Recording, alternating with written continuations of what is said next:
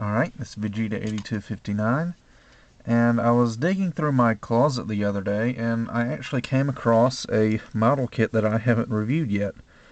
Now this is a kit that I've actually had forever and ever, and I guess it just kind of got lost in my closet, and never did get reviewed, but here it is. And this is, of course, the 1 to 100 scale, high-grade Gundam Heavyarms custom from Endless Waltz. Now, if you'll remember, I also did a review of the 1 to 144 scale version of this kit, only on mine I painted it up in the original red and yellow and orange Heavyarms color scheme. But this is the original color scheme as it appeared in the movie Endless Waltz. So for those colors, we've got a dark blue, which you're going to see for a lot of the main body parts. We've got a light, kind of a greenish blue for most of the little missile hatches and things like that, for the head as well. Obviously we've got white. These two pieces right here aren't actually white, but they do give us, they are white, I'm sorry. They do give us these light blue stickers to go on them. So, and then, what else?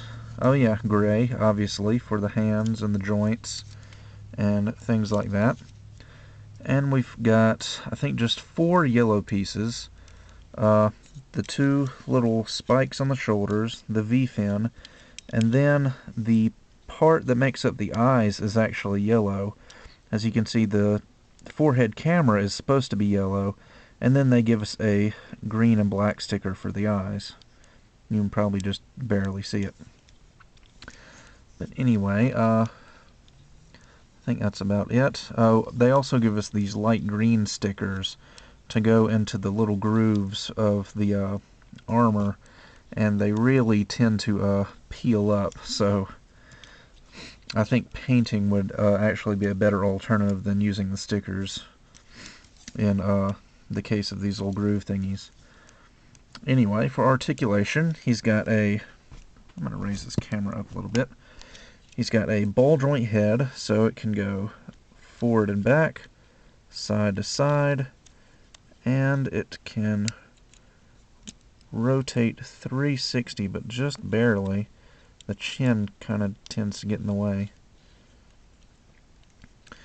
Anyway, let's see, I'll wait and do the armor hatches last. He's got a peg for the shoulder, so, oops, it can go 360, just as long as you make sure to not let these little racks on the backpack get in the way. The arm can only go out about that far just because of these giant shoulder armors. There's no rotation below the shoulder, although there is rotation at the elbow joint. It's got a double jointed elbow, and it can bend about that far, a little more than 90 degrees, again just because of these giant shoulder armors, and the face fell out. That's the only complaint I have with this kit is that this face is really loose and it just keeps falling out, which there's kind of halfway a reason for that, which I'll show you later. Anyway, he's got the old school high grade hands where it's got a ball joint wrist so they can wiggle and rotate, and the thumb does not move, but the fingers do move, with the index finger separate from the other 3. The waist can rotate, actually yeah, it does go 360, and knocks off armor from the side skirts while doing so. Side full front skirts are on ball joints, and they can go up about that far. The side skirts can go up and down and rotate a little bit as well. The back skirts, however, do not move. Oh wait, never mind. They do go up and down. I just made a fool of myself. Anyway, these things on the backpack can go up and down, and they can move back and forth a little bit. These are the racks for the beam Gatling guns.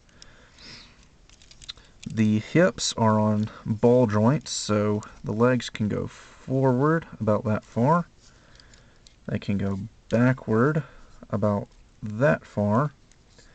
The knees are double jointed, but it doesn't look like they did a very good job of designing the knees because they only bend about that far. Just right at 90 degrees, so the knees on this kit aren't all that great. Let's see, he's got a ball joint for the ankle, so the foot can go forward and back, side to side, and rotate slightly. Certainly not 360. And this ankle armor right here is on a peg, so it can go up and down and rotate a little bit as well. Now, on top of all the standard articulation that we just went over, Heavyarms is covered with all these little missile hatches that can pop open, so let's do those. On the back of the shoulders, you have two bluish-green hatches, which flip out and come out to the sides like so. Then you've got these two on the front, which flip upwards and open up like that. So already you've got a ton of missiles, and we've just done the shoulders. The chest opens up to reveal 4 Gatling guns on the inside.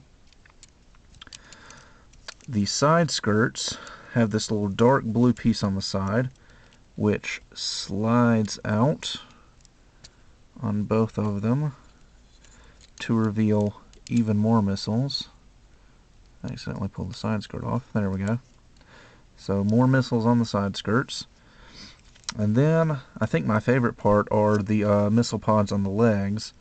All of these little doors open up, revealing even more missiles on each leg.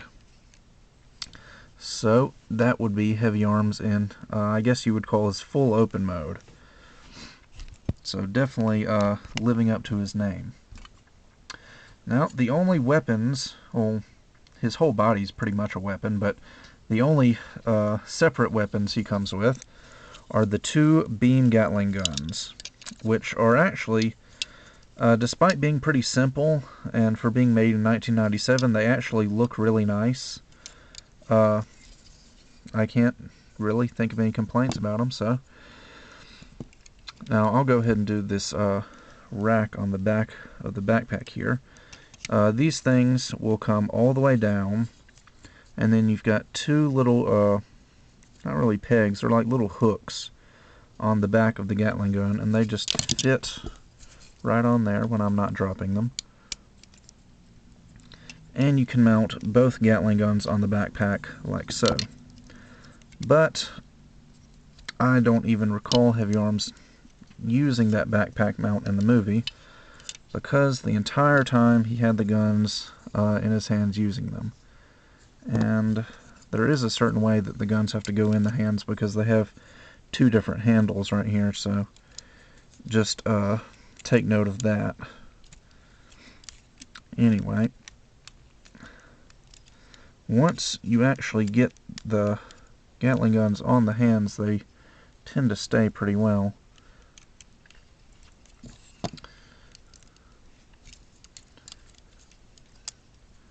And just get this one on, if it'll go on. There we go.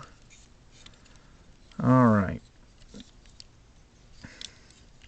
Now they are a little bit heavy, so I'm not sure if you'll be able to pull off any crazy dynamic poses, but for your basic just standing there in a full open pose, I think it works out pretty well.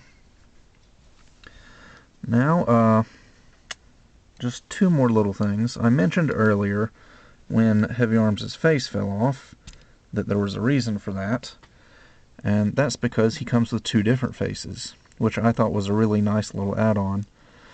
In the movie, the actual Gundam used Troa's, or not Troa's, but a copy of Troa's clown mask, and he comes with a switchable face that is molded in all white, so you'll have to paint the details on there. But if I can get it in, for some reason it doesn't want to go in right. Come on. Wow, the whole head just exploded.